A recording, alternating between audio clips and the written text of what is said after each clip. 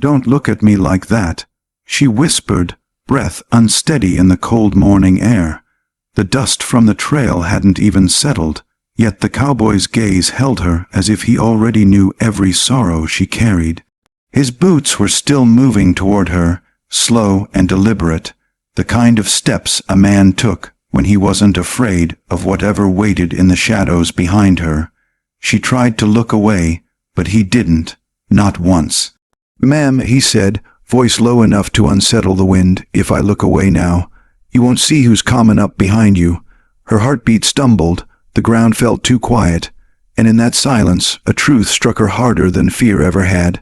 This wasn't a man drawn to her. This was a man trying to save her from something already closing in. The widow stood at the edge of what used to be her world, the morning light catching on the thin veil of ash that clung to her boots and the hem of her skirt. Smoke drifted upward in slow, reluctant curls, as if even the fire regretted what it had taken from her. She kept her hands at her sides, fingers curled tight, refusing to tremble where anyone could see. Behind her, the land stretched quiet and empty, offering no comfort and no answers. She tried not to look at the blackened beams that once held her roof, or the charred doorway where her husband used to stand at dusk. Every memory pressed against her like a bruise she wasn't ready to touch. The morning wind shifted and carried the scorched scent across her face, and for the first time since the flames died, her knees threatened to buckle. She didn't fall, not yet. A horse snorted behind her, soft but certain. She turned just enough to see the stranger, all dust, covered, his hat pulled low as if he was used to hiding his eyes from the world. He didn't speak at first. He simply studied the ruins, then her, with a kind of steady understanding that made her defensive before she realized why. He dismounted without being asked, as though the ground itself had called him down. "You shouldn't be here," she said, voice flat from holding back the weight of everything unsaid. The cowboy paused, one gloved hand resting on the saddle horn a moment longer. "I saw smoke from the ridge," he answered, calm as a creek in winter. Figured someone might have survived. The words struck her harder than comfort. They sounded too familiar, too practiced, like a man who had arrived at burned homes before. She shifted her stance, the ashes crunching under her heel, unwilling to let him see how her breath wavered. "I don't need help." The lie tasted bitter, but she held it firmly. He didn't argue.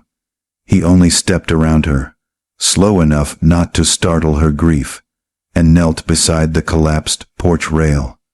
His hand hovered inches from the charred wood, respectful in a way she didn't expect. She waited for judgment or pity or questions she wasn't able to answer. He gave her none of those. By late morning, the wind picked up, tugging her hair loose and rattling the remaining boards. The cowboy straightened, brushing soot from his palms. "Fire didn't start by accident," he said quietly. "Tracks all around the place say you were targeted." Her breath caught, sharper than she intended. He looked toward the empty trail leading west. "Those men aren't far." She stiffened.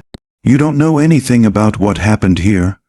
"I know enough," he replied, eyes narrowing just a fraction. "And I know they'll come back when they think you're still alive." A cold thread of fear slid down her spine. She folded her arms as if that could shield her from what he implied. The cowboy didn't move toward her, didn't take advantage of her silence, just waited, as though he respected the space between them more than his own safety. She hated that it steadied her. The sun climbed higher, warming the ground without warming her. She bent to lift a fallen plank, needing to keep her hands busy, but the weight slipped, and the edge scraped her palm. Blood welled up instantly. She hissed under her breath. The cowboy stepped forward before she could protest. "Let me see," he said. "No, it's not deep," he added calmly, ignoring her resistance while never crossing the line she silently marked. "But it'll fester fast if you don't clean it." His voice wasn't demanding, it wasn't coaxing. It simply carried a gravity she recognized. Someone used to tending wounds that didn't belong to him.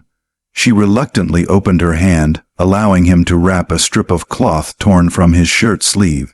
She didn't thank him. He didn't expect her to. By afternoon, the air grew still enough for her heartbeat to feel too loud.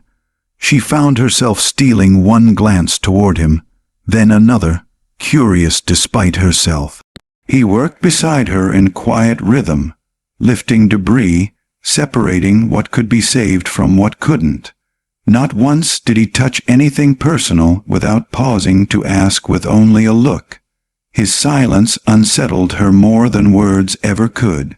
When the sun dipped low, the shadows lengthened across the wreckage like old sorrows.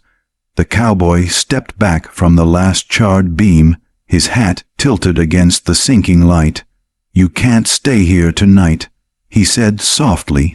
"Anyone with sense knows you're vulnerable out in the open." She straightened, jaw tightening.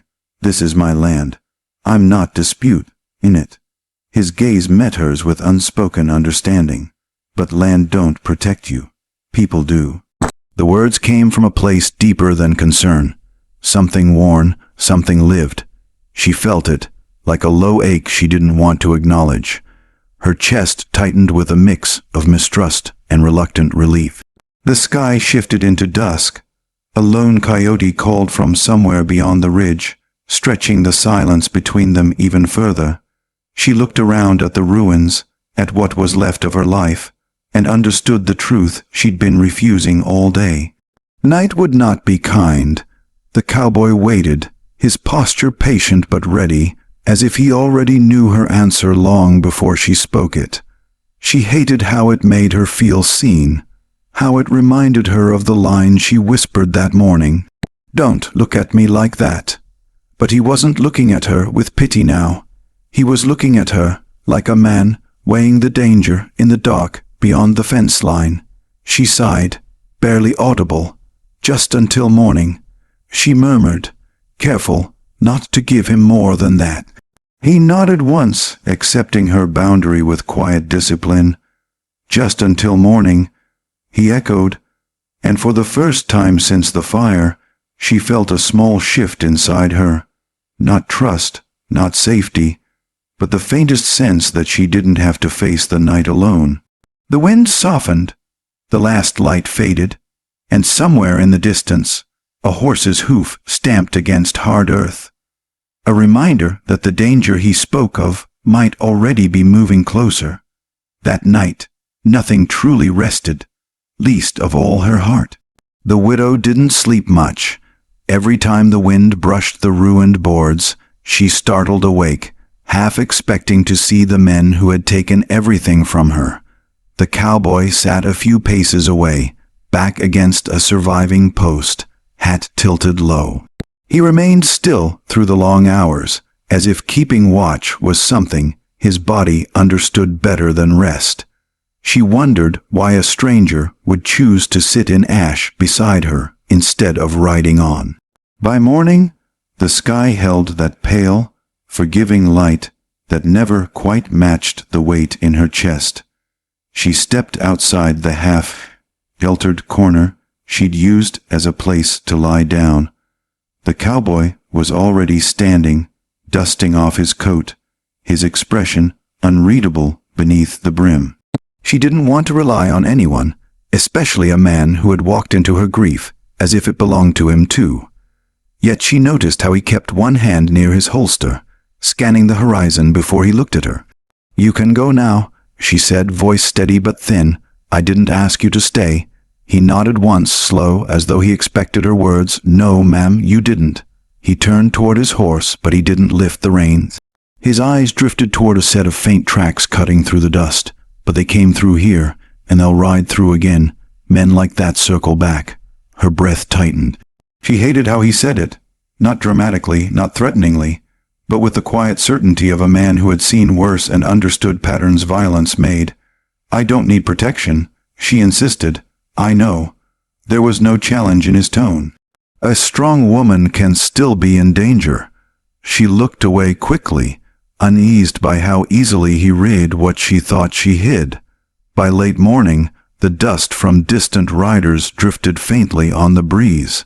too faint to see, only a whisper against the back of the neck. The cowboy's posture changed with it, shoulders tensing, head lifting the way a seasoned horse does when it senses wolves. She noticed it. She tried to ignore the warning that flared inside her. "You recognize those tracks?" she said quietly. He didn't deny it.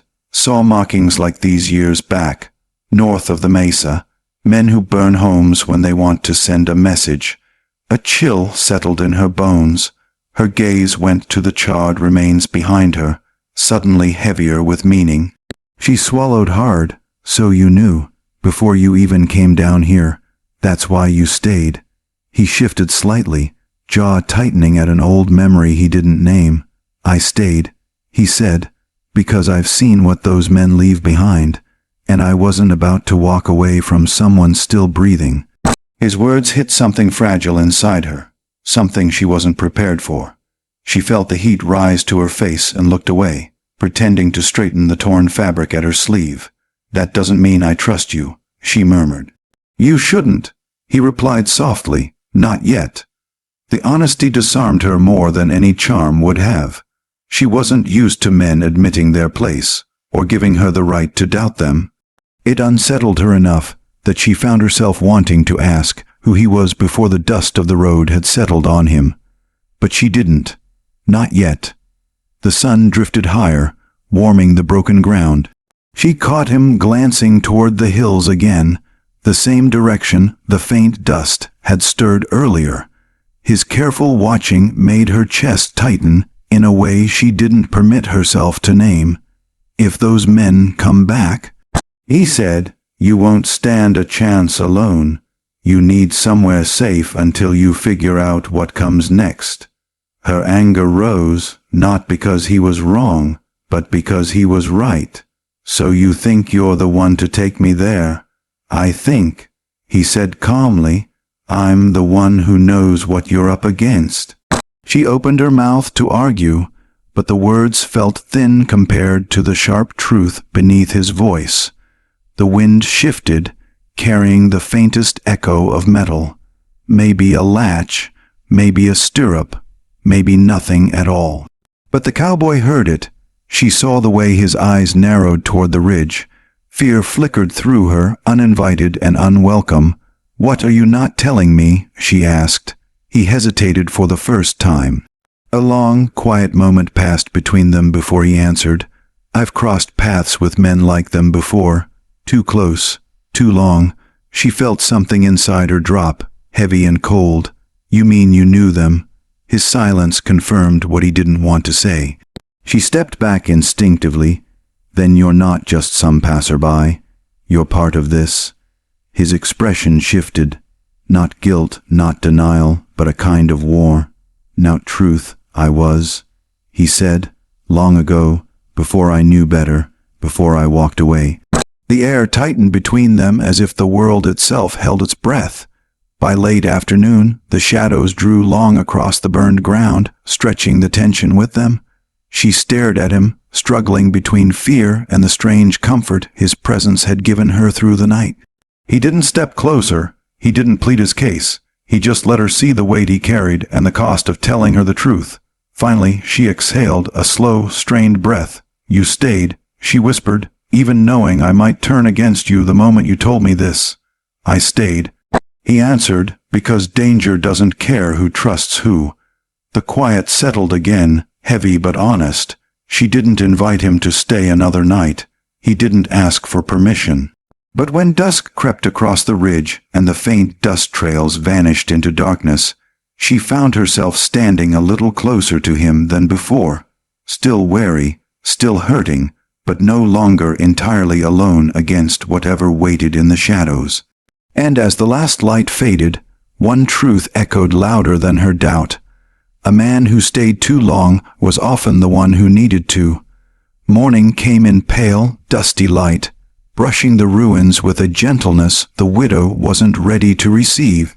She stood near the remains of her porch, arms folded tight, trying to decide whether the stranger's confession made him more dangerous or more honest than most men she'd known. The cowboy saddled his horse without a word, letting her have the silence she needed. But even from a distance, she felt the weight of his attention, steady, patient, cautious. She hated that it steadied her in return. When she finally stepped toward him, the earth felt different beneath her boots, as if the fire had burned away more than wood. She studied him for a moment, noticing the faint tension along his jaw, the way he avoided her eyes just enough to show respect. "You said those men might come back," she murmured, her voice thin but resolved. "How far do you think they are?" He looked toward the hills, tracing the memory of tracks only he seemed able to read. "Close," he said. "Close enough I don't want you here when they decide to take another pass." The quiet finality in his tone made her throat tighten. He wasn't frightening her, he was preparing her, and that scared her more. By mid-morning, the wind shifted again, pushing the scent of old smoke across the valley. She felt it before she understood it, a tug in her chest, urging her away from what remained of her life. "If I leave," she whispered, "I leave everything I knew." She wasn't sure if she meant her home, her past, or the man she used to be when her husband was still alive. "Leavin' ain't forgetting," the cowboy said. "It's surviving." She almost flinched at how easily he named the thing she'd been trying not to admit. He stepped back and gave her room, as if refusing to influence her choice. But she could still sense the pull of his presence, quiet and solid as a post driven deep into the earth.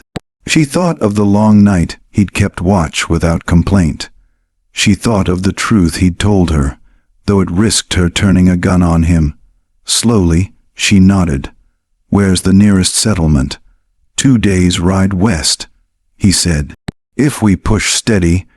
The word we caught her off guard, stirring something she couldn't name.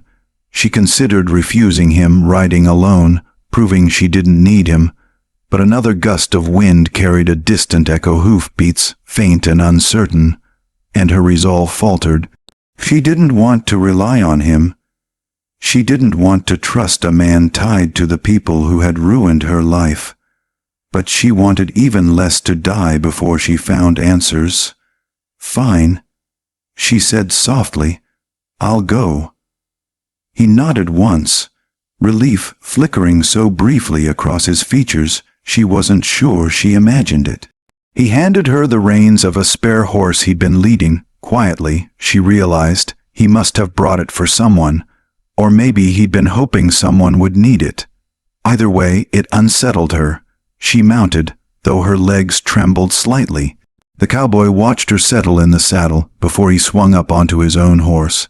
They rode out slowly at first, the ash-covered homestead shrinking behind them with every step. She didn't look back immediately, but when she did, the sight hit her harder than expected. The charred beams looked smaller from a distance, lonelier, more like an ending than a place she once lived. The cowboy rode beside her in silence, giving her grief its space. By afternoon, the land opened wide into rolling sagebrush and low, stony ridges. The tension between them shifted, still strained, still uncertain, but layered now with the fragile beginnings of trust born from necessity. She glanced at him once, catching the way his gaze swept the horizon with practiced vigilance. "You're sure they're following?" she asked. "No," he said, "and that's why I'm not easy." His honesty disarmed her again. She looked ahead at the long road stretching west, the sunlight catching on the dust rising from their horses' hooves. A quiet settled between them, not comfortable, not warm, but tethered by shared danger. By evening, the sky turned the color of faded copper, and their shadows stretched long across the dirt. The widow's shoulders ached, her mind heavier than her body. She wasn't used to traveling beside someone whose silence spoke as clearly as words. She wasn't used to feeling seen without being touched. The cowboy slowed his horse slightly, allowing her to match pace without feeling pressed. She appreciated it more than she'd admit. The air cooled, brushing their faces with the promise of night. "We'll make camp soon," he said quietly, "place ahead with cover from the wind." She nodded, weary but alert. As the last light faded behind the ridge, she exhaled, soft and strained. "Thank you," she said, barely louder than the breeze. It wasn't gratitude for the journey or the protection. It was for not leaving her alone in the ash. He didn't look at her, but his voice carried something warm beneath the grit. "You ain't alone, ma'am. Not tonight." The words settled between them like an ember refusing to die. And as the darkness wrapped around the trail, she felt, for the first time since the fire, that the danger behind her was no longer the only thing shaping her path. That night, the road west held more than fear. It held possibility. The widow stood on the porch long after the cowboy stepped away, his warning still rattling inside her chest. Something about his voice stayed with her, steady, unhurried, like a man who had survived too many storms to fear one more. She wrapped her arms around herself, trying to quiet the unease rising in her ribs. Inside the cabin, she reached for the rifle her late husband once kept by the door. Dust covered the barrel, but her hands remembered the weight. She whispered a shaky promise to the empty room, telling herself she wouldn't let danger walk in unannounced ever again. Farther down the trail, the cowboy paused at the ridge. He glanced back at her cabin, jaw tightening, as if the land itself had told him the truth she was too frightened to speak. He had seen those signs before, tracks that didn't belong to settlers, campfire ash still warm, and a piece of torn cloth caught on a broken branch. Someone had been watching her, recently, too recently. He adjusted his hat, the brim casting a shadow over eyes that had already made a decision. He wasn't riding away. Not yet. Not while a woman like her stood alone on land that whispered warnings in every direction. Back at the cabin, the widow felt a shift in the air, a quiet understanding settling over her. The cowboy hadn't just looked at her with concern. He had looked at her like a man who knew trouble by name, and wasn't afraid to face it. And for the first time since her husband's death, she allowed a fragile, trembling thought to enter her heart. Maybe she wasn't as alone as she believed. The sun dipped behind the pines, turning the sky into a dim copper glow as the widow latched every door and checked every window twice. Her fingers trembled not from fear alone, but from the memory of the cowboy's voice, quiet, certain, unshakable. A voice that didn't warn unless there was a reason. She tried to push him from her thoughts, but the cabin walls felt thinner tonight, as if the cold crept in through places she couldn't see. Every creak of settling wood made her flinch. Every whisper of wind felt like footsteps on the porch. Out on the ridge, the cowboy kept watch. He stood where he had a clear view of her cabin and the darkening trail below. His hand rested near the worn leather holster at his side, not from nerves, but from habit. Old habits carved by years of danger most folks never lived long enough to understand. He studied the tree line. The silence wasn't natural. The night animals weren't singing. Something was out there, moving slow, keeping low, thinking it was unseen. The cowboy narrowed his eyes. Whoever it was, they weren't here by accident. Inside, the widow lit a single lantern. The soft glow brushed her face, revealing the worry she tried to hide. Worry that hadn't existed until the cowboy looked at her with warning instead of admiration.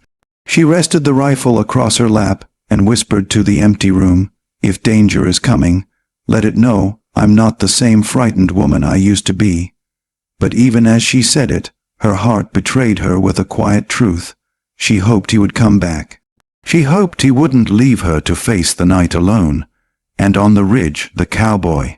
He wasn't leaving, not tonight. Not until he knew she was safe. The morning came soft and gray. Sunlight filtered through clouds that promised rain by noon. The widow stood at the edge of the clearing, hands clenched, watching the cowboy move about with a calm precision that unsettled her more than fear ever could. He seemed to belong here in the open, as if the land itself had taught him how to carry danger without flinching. She had never met a man who moved so deliberately, yet with such ease. "I won't ask for anything.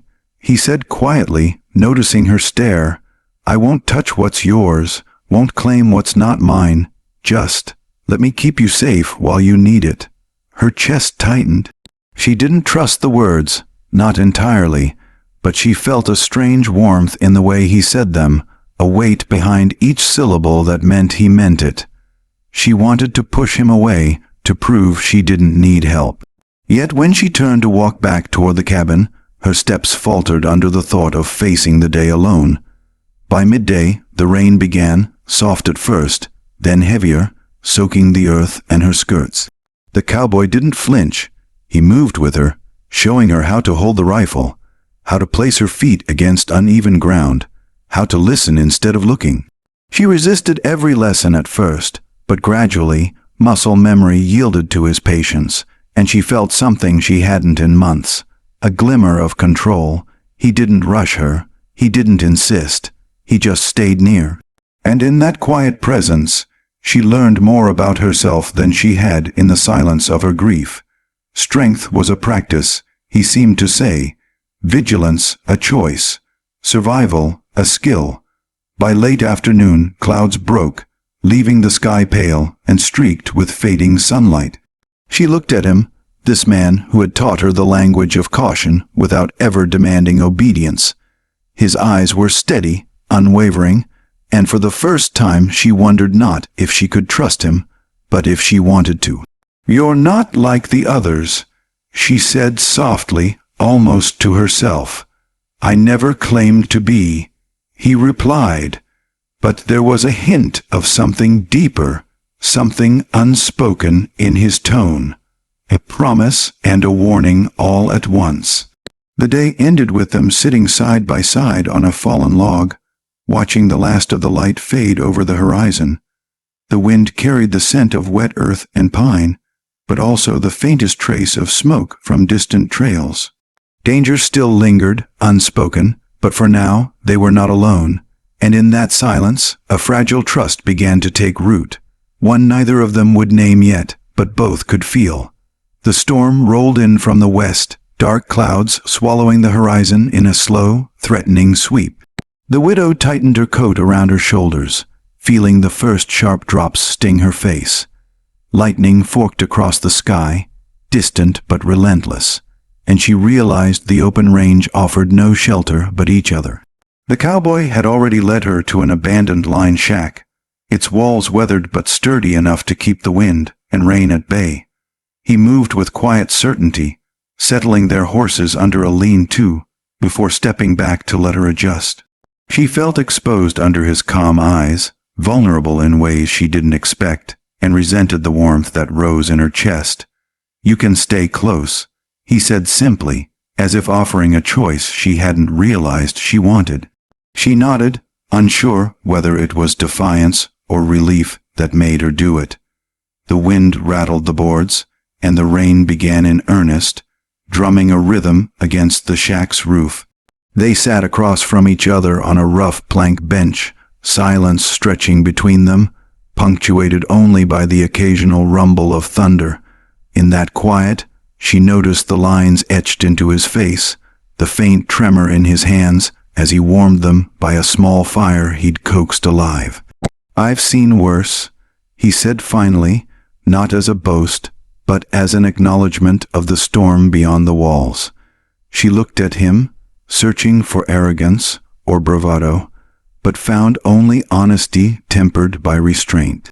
She realized she had been bracing for judgment, but he gave none. The storm grew louder, wind gusting through cracks in the shack, yet the space between them remained oddly safe. She noticed small details, calluses on his fingers, the way his coat had worn to soft leather at the elbows, the way he observed her without pressing for answers.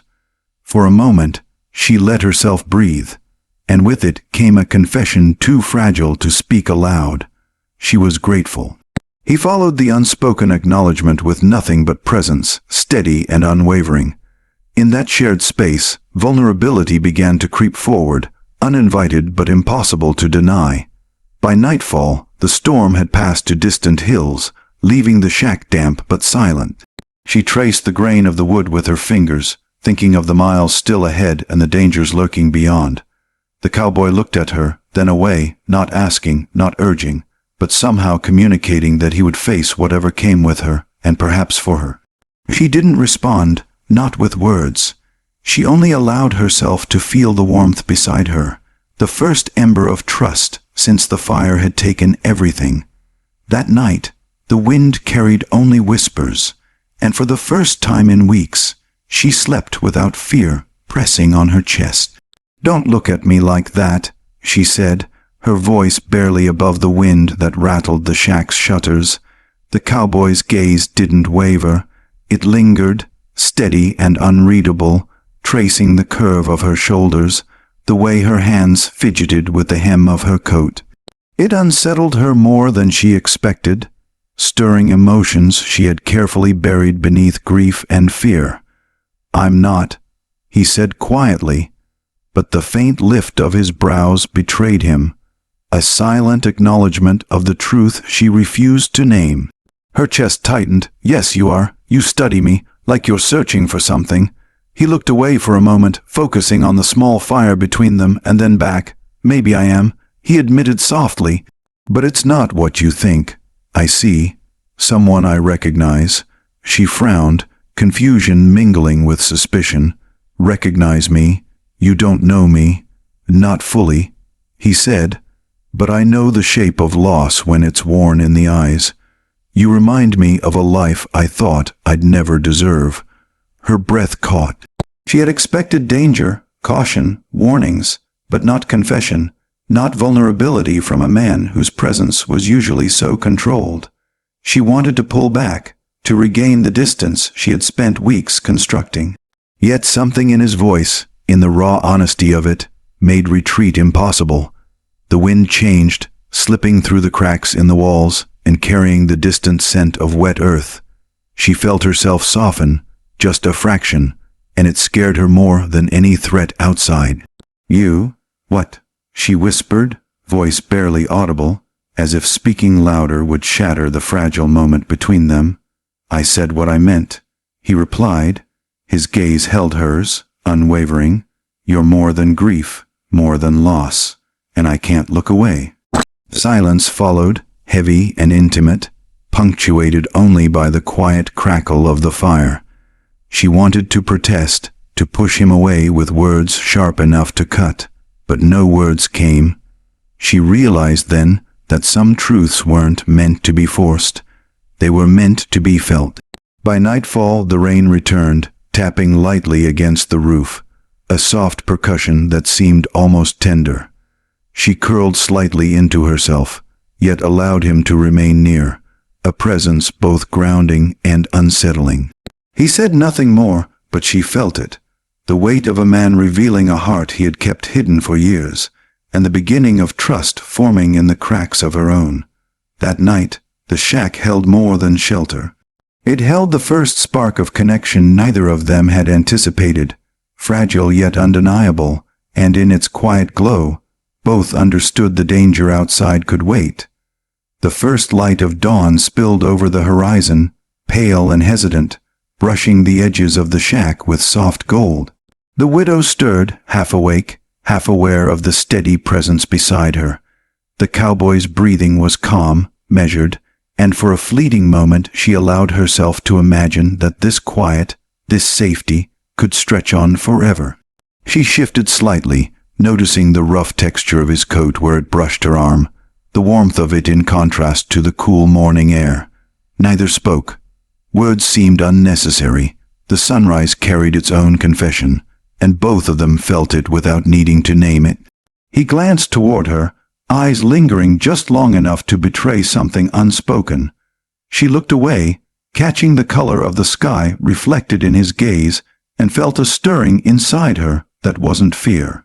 Not exactly. Something softer, something unfamiliar and dangerous in its own way. The wind rose gently, rustling the dry grass beyond the shack, carrying the faint scent of sage and earth. It reminded her that life still moved, still demanded attention, even when grief weighed heavy. She realized that, for the first time, She wasn't bracing herself against everything. She was bracing herself against nothing, and it was both terrifying and exhilarating. "You're awake," he said quietly, not looking at her, his voice low and steady. "Yes," she replied, not turning her head. Her throat tightened unexpectedly. "And you've been awake all night." He didn't deny it. Instead, he simply shifted, making more room without words. The silence stretched, comfortable and raw, and she understood that intimacy didn't always arrive with touch. Sometimes it arrived in shared space, in breathing in rhythm with someone else, in knowing without asking. By mid-morning, the sunlight filled the shack fully, warming her face and shoulders. She allowed herself to meet his gaze for the first time in hours, and there it was: honesty, vulnerability, the unspoken acknowledgement that neither of them was hiding anymore. They didn't touch, and yet the space between them had changed. It was heavier, fuller, and charged with something neither had named. She felt it in the rise and fall of her chest, in the subtle tension of her hands resting on her knees. For a moment the past, the fire, the loss, all of it seemed distant. The present held them together in quiet truth, where sunrise became more than light. It became a shared promise that the world could be faced, together or apart, without pretense. She exhaled slowly, letting the moment linger, and for the first time since the ashes of her home, she allowed herself to hope. That morning, nothing needed to be said. Sunlight, proximity, and shared vulnerability spoke louder than words ever could. The wind shifted, carrying a faint whistle of movement across the ridge, and the widow stiffened in her saddle. The trail ahead had been quiet for hours, but now the unmistakable signs of others lingered. Broken twigs, disturbed dust, faint hoofprints pressed into the soft earth. Her chest tightened, a familiar ache of dread settling in. The cowboy noticed her tension immediately. "They've found the trail," he said, voice low, steady, but not without edge. "Men from Black Mesa. Same ones who burned your place." "You knew?" she asked, disbelief mingling with rising fear. "I did," he admitted. His eyes scanned the distant hills with practiced vigilance. "I knew when I stayed. Didn't expect them to be this quick, but I knew." Anger flared in her chest, burning hotter than fear. "Then you were part of this all along? You knew them?" He didn't flinch, didn't raise his voice. "I crossed paths with them once, a long time ago. It's why I stayed. So you wouldn't have to face them alone." She shook her head, trying to reconcile the man who had been her protector with the truth he had revealed. Betrayal and relief warred inside her, twisting her emotions into something sharp and raw. "They're close," he continued, lowering his voice, scanning every ridge and hollow with the intensity of a man who had seen too much. "You need to be ready. Whatever comes, you don't move alone." Her throat tightened, fear and disbelief entwined. She had trusted him, slowly, cautiously, and now that trust felt fragile, almost naive. And yet, when she looked at him, at the man who had stood through her grief, taught her vigilance, offered presence without demand, she knew he was still the only shield she had. By late afternoon, the shadows stretched long across the hills, dark and silent. The first signs of movement appeared on the distant ridge, faint silhouettes, horses moving in careful rhythm, intent clear in every cautious step. Her pulse surged, her body ready for a fight she had hoped to avoid. The cowboy rode closer, his gaze steady on hers. "Whatever happens," he said, "I'm not leaving, not now, not ever." She swallowed hard, torn between fear, anger, and a deep, reluctant relief. The wind carried the scent of dust and danger, thick with anticipation, yet beneath it, a fragile thread of trust held firm. And as the first riders crested the distant ridge, the widow realized the truth she had been resisting. The battle ahead wasn't just for her survival. It was for the fragile hope she had begun to allow herself, and for the man who refused to let her face it alone. The men from Black Mesa were coming, and there would be no turning back. The widow rode hard, the wind cutting at her face, her heart pounding like the hooves of her horse against the rocky trail. Every mile she put between herself and the distant ridge was a mile of defiance, a desperate attempt to reclaim control over a life the fire had stolen. She refused to look back, refused to acknowledge the fear that rode beside her like an uninvited shadow. But she could feel him behind her. The cowboy's horse kept pace, steady and unwavering, not crowding her, but never leaving. She wanted to glance over her shoulder, to see the man who had stood so close through danger and confession, but she couldn't. She wasn't ready to face the truth of what she would feel if he fell behind, or worse, rode ahead without her. "I don't need you," she muttered between clenched teeth, more to herself than to him. "I know," he said quietly, keeping pace, his voice carried by the wind but steady enough to reach her ears. "But I'm not riding away, not now." Her hands tightened on the reins, knuckles white, not trusting her voice to carry the emotions building inside her. She was angry, scared, and maybe a little grateful, though she would never admit it aloud. By mid-afternoon, the trail narrowed, forcing them through a canyon carved by centuries of rain and wind. The shadows were long, the rocks jagged, and the space between them seemed smaller, closer, inevitable. She hated the closeness, hated the way the rhythm of their horses' hooves made her pulse match his. "You should slow down," he said softly, not as a command, but as concern. "I don't want to," she replied, pride, fear, and stubbornness all tangled in her voice. "I'll make it alone." "You won't," he said calmly, not arguing, just stating what he knew to be true. "You're strong, but not invincible, not against what's coming." Her chest tightened at the reminder.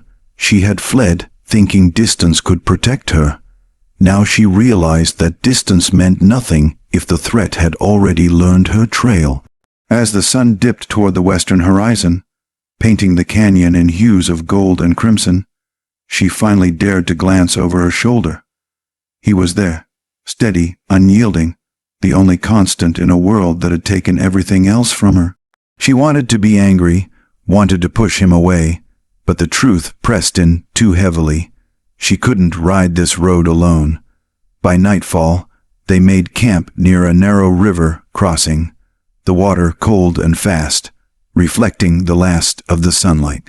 She dismounted, her body trembling from exhaustion and adrenaline, and realized that the danger chasing her was only part of what she was running from. The other part, the truth of what she felt for the man who refused to leave her side, was far more terrifying. And as the fire flickered between them, quiet and alive, she understood the stark reality. Whatever came next, she couldn't outrun her heart, nor the man who had quietly claimed its attention. The road ahead was uncertain, but he would follow, whether she welcomed it or not. The river crossing was narrower than it had seemed from a distance, and the current bit sharply at their horses' legs. The widow's hands shook on the reins, not from cold, but from anticipation, fear, and the raw tension of knowing the men from Black Mesa were not far behind. Every snap of a twig, every distant echo of hooves made her pulse spike. The cowboy rode beside her, calm and deliberate, his eyes scanning the shadows along the bank. He didn't rush, didn't scold, but his presence carried a certainty that demanded her attention. She realized she was leaning instinctively closer, drawn to his steadiness, even as fear tightened its grip on her chest. "They'll try to cross here," he said quietly, almost to himself. "They'll expect speed. We can use the river to our advantage." She swallowed hard, nodding, barely trusting her voice to emerge. "And if we can't?" He gave a short, grim nod. "Then we fight, together." By mid-afternoon, the first figures appeared, silhouetted against the dusty horizon. Her stomach dropped, every muscle tensing as the men from Black Mesa came into view, slow and deliberate, confident in their numbers. The sight of them sent a flash of panic through her, but the cowboy's steady gaze, unwavering, kept her grounded. "Stay behind me," he said softly, his voice carrying the weight of a promise she wasn't ready to question. The battle began swiftly. Horses snorted, hooves churned the soft earth, and the clash of wills played out in silence except for the rush of water and the beat of pounding hearts. The widow moved with surprising precision, guided by the cowboy's calm instruction, trusting his experience over her panic. At one point, a rider surged forward, sword raised, and the cowboy intercepted him, leather meeting steel with a practiced grace. He was wounded, a line of blood staining his coat, but he didn't falter. Not once. The widow froze for a heartbeat, eyes wide, before moving instinctively, helping disarm another attacker. The world narrowed to water, horses, and the man beside her, who bore pain silently, whose loyalty was proved in every deliberate motion. By late afternoon, the men retreated, broken in their attempt, leaving dust and echoes behind. She dismounted, knees trembling, heart racing, not just from fear, but from a sudden, undeniable recognition. He had risked everything for her alone. She stepped closer, touching the bloodied sleeve of his coat, hesitant but compelled. He met her gaze, pain etched across his face, but there was no complaint.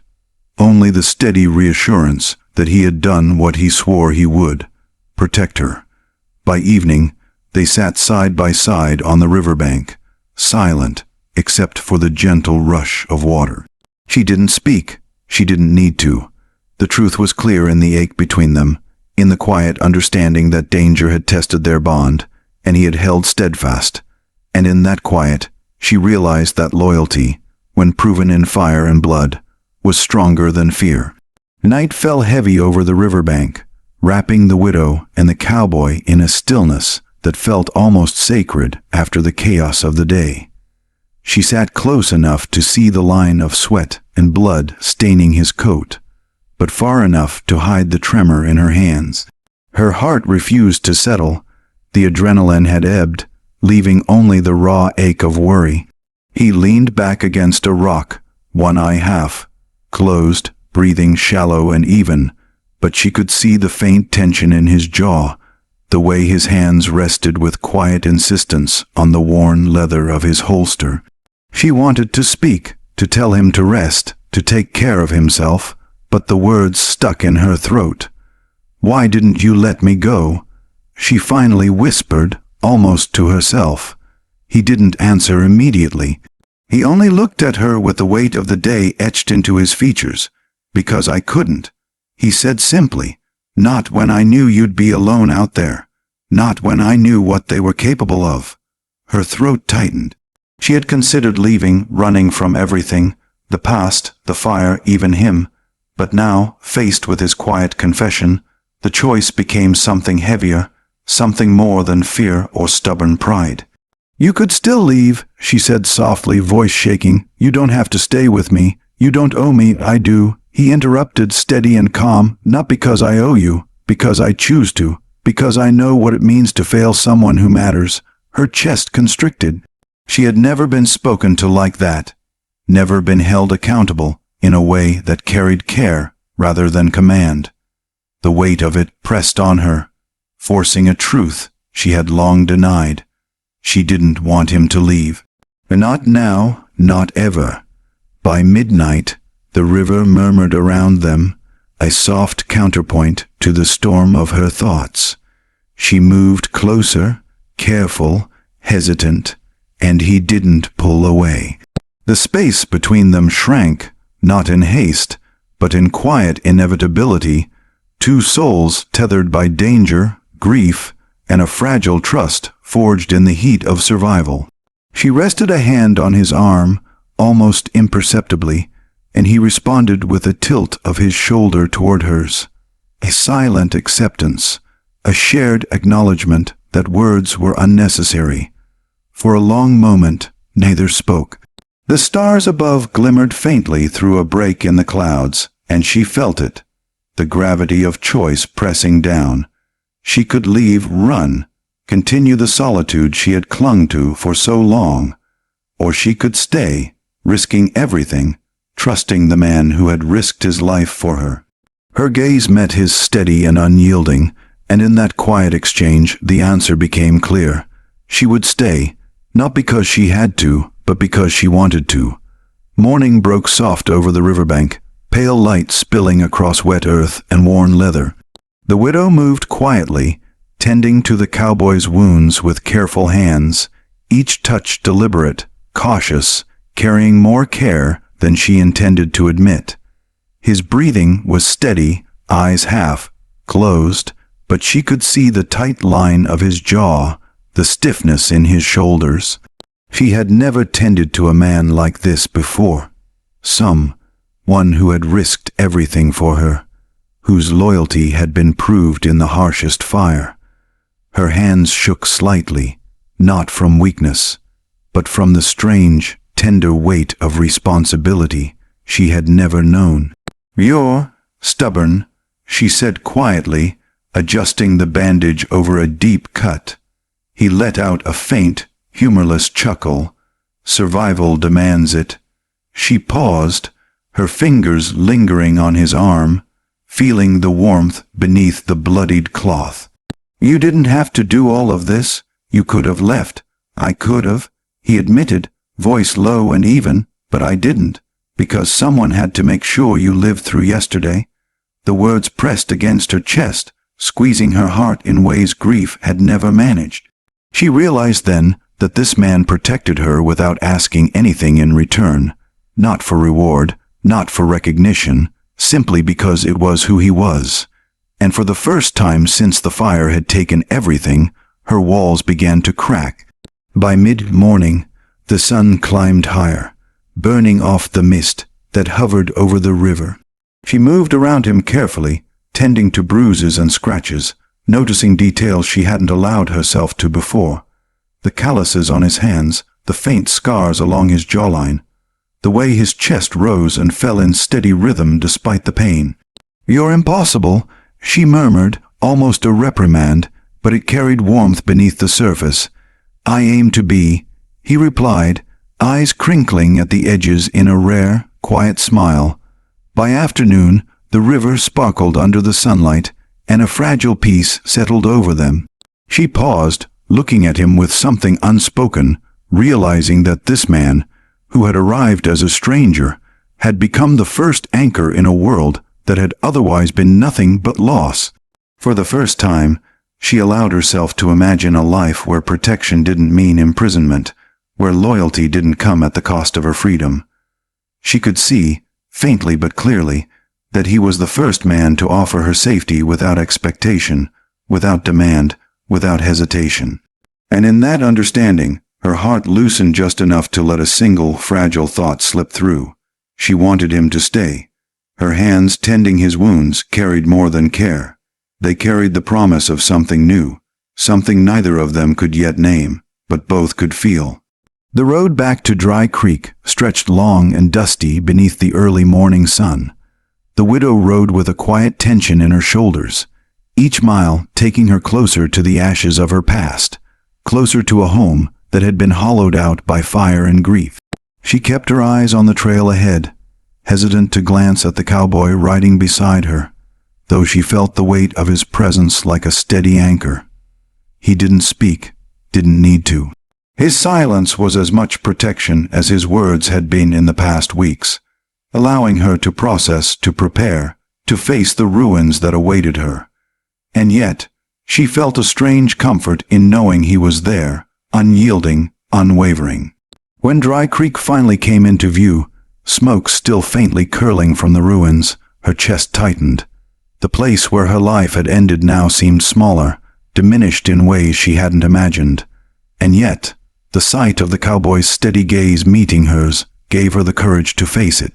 "This is it," she said softly, voice taut with both fear and resolve. He nodded, the expression on his face unreadable but reassuring.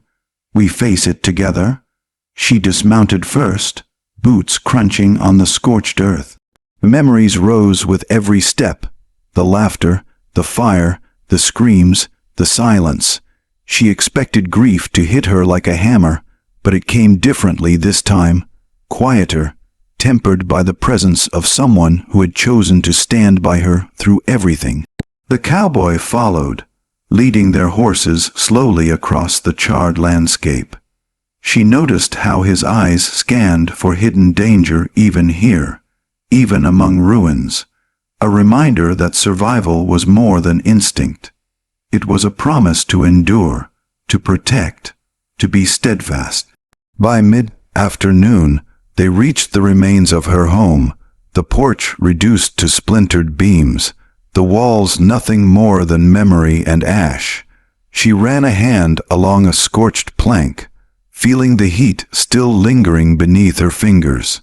And then she looked up at him, meeting his gaze fully for the first time since leaving the river. "It's gone," she said, voice soft but certain. He didn't answer immediately.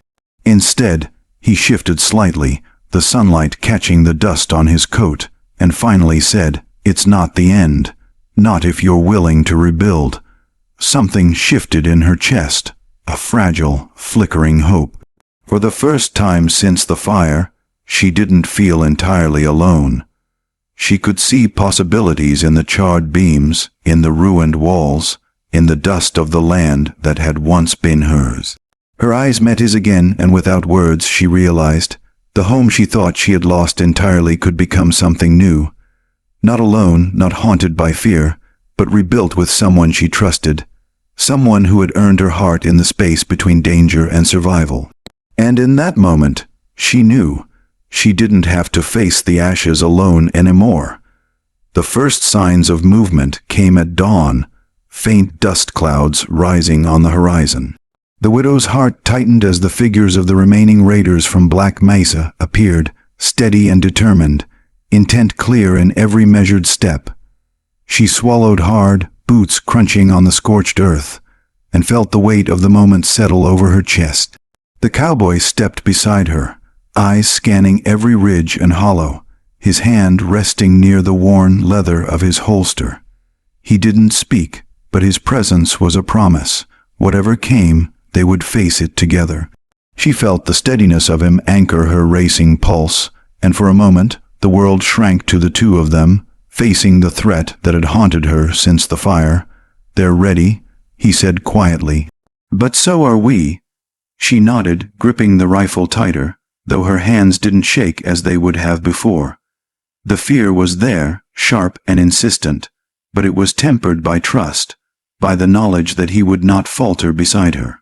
The raiders approached, confident in numbers, but unaware of the resolve they would encounter. The first clash came swift and unrelenting. Horses neighed, the ground trembled under pounding hooves, and dust rose in thick clouds around them. The widow moved with precision she hadn't known she possessed, guided by the cowboy's steady instruction, every motion deliberate and controlled. He intercepted one of the raiders with swift, practiced force, the movement seamless and sure. Another surge forward was met by her own aim, the rifle steady despite the chaos. They fought side by side, instinct and trust entwined, neither hesitating, neither yielding. By midday, the remaining raiders faltered, confusion spreading through their ranks as the tide of battle turned against them. The widow's chest heaved with exertion, but the adrenaline carried a strange clarity. This was more than survival, it was reclamation. Every movement, every choice, every steady glance from the cowboy reinforced what she had begun to understand in the quiet moments before. Courage was not the absence of fear, but the resolve to act despite it. When the dust settled and the raiders had fled, the air hung heavy with the scent of earth and sweat, the echoes of conflict fading into silence. She stood amid the ruins, rifle lowered, and felt the weight of what had passed and what had been gained. The cowboy approached, his steps measured, his eyes scanning her face. "You did well," he said, voice quiet but firm. She allowed herself a small, exhausted smile. "So did you." By late afternoon, the land seemed quieter, almost respectful, bearing witness to the reckoning they had endured together. She looked at him, and for the first time, there was no question lingering between them. Trust had been tested and proven, and in that proving, a fragile hope had taken root. Side by side, they faced the past that had tried to destroy them both, and neither would turn away again. The smoke, of the final confrontation drifted lazily over the ruins of Dry Creek, curling toward the horizon as if reluctant to leave. The widow walked among the remnants, her boots crunching on charred earth, her fingers brushing lightly over the scorched beams. Each step carried both grief and relief, a quiet acknowledgement of what had been lost and what had been reclaimed. The cowboy stood nearby, watching her with the same steady gaze he had offered at sunrise weeks before. There was no command in his posture, no expectation, only presence, unwavering and patient. She caught his eyes for a brief moment, and, unlike that first day, she didn't look away. She could feel the depth of his attention, the way he observed her not as a prize to protect, but as a person who had endured and survived, who had reclaimed strength from the ashes. The subtle intensity in his gaze reminded her of the morning they had shared at the river, when silence had spoken louder than words. For the first time, she noticed the small details she had ignored before. The way his coat carried the dust of the road, the faint lines around his eyes from countless nights awake, the quiet certainty in every step he took toward her. And with that observation came an unspoken acknowledgement. He had been there silently, through every danger, every storm, every fragile moment. She didn't need to tell him she trusted him anymore. He already knew. And she didn't tell herself she didn't care what he thought, because she did, deeply, in a way that was steady and undeniable. The wind shifted, carrying the faint scent of sage and river water. She breathed it in and allowed herself a long, slow exhale, letting the tension drain from her shoulders. He had watched over her, risked himself for her, and never demanded more than her survival. He finally spoke, voice low, almost careful. "You're safe now," she nodded, the weight of the statement pressing gently on her chest. "I know." And in that quiet, sun-washed moment, she understood fully. The man who had once been a stranger, a protector, had become something more. Someone whose presence was as essential as air, whose loyalty had proven stronger than fear, and whose gaze no longer needed to be avoided. For the first time since the fire, she allowed herself to meet it fully, without flinching, and she no longer told him to stop looking. The smoke had cleared, but the quiet promise between them lingered, steady and unbroken. The morning air carried a fragile calm, the remnants of smoke drifting lazily over the rebuilt edges of Dry Creek. The widow stood near the edge of the homestead, hands brushing over the charred earth and scattered planks, sensing both endings and beginnings. She could feel the weight of everything behind them, the fire, the raids, the losses. And yet, in the quiet light, it seemed possible to imagine a life beyond the shadows. The cowboy approached slowly, boots crunching softly on the dirt, his gaze fixed on her. He carried no weapon drawn, no demand in his stance, only the unwavering presence that had followed her from ruin to riverbank, from storm to battle. She met his eyes, steady, resolute, and for the first time, her own resolve felt intertwined with his. She didn't need to speak the words aloud, yet they hovered between them, heavy with unspoken desire and mutual understanding. "What now?" she asked quietly, voice steady despite the tremor beneath. He looked at the homestead, then back at her, and shrugged softly. "That's for you to decide. I'll follow your lead, ride on or stay, whatever you want." She studied him, the man who had risked everything for her, who had offered protection without expectation, who had stayed beside her through grief, fear, and danger. Every moment they had shared led to this point, and she felt the fragile courage welling within her chest. She took a step closer, letting her hand brush against his. "Then don't ride on," she said, her voice quiet but deliberate. "Unless you want to." He allowed a small smile to touch his lips, faint and almost imperceptible, and in that single expression, she felt every unspoken promise between them take shape. There was no rush, no urgency, just the quiet recognition that what had been broken could be rebuilt, and together they could face whatever lay ahead. The wind shifted, carrying the scent of pine and earth, the world calm and patient around them.